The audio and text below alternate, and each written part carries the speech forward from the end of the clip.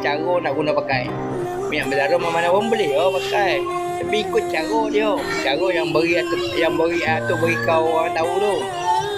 Dulu kau tak tahu kan. Nak pakai ke mana. Pakai ke mana tahu minyak belerang tu jin takut dia. Tapi nak letak ke mana, nak pakai ke mana, tak tahu kan. Ada orang bila tak ada siapa-siapa pun beritahu kan. Pakai ke mana kan.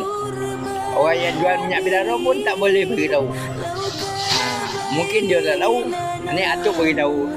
Ke bakal lingo, pangan lingo, anak lingo ni, kiri kanan, kamu kiri kanan, lepas tu mata. Dah, cukup, pakailah. Itu atuk sampai kat orang. Pakailah tu.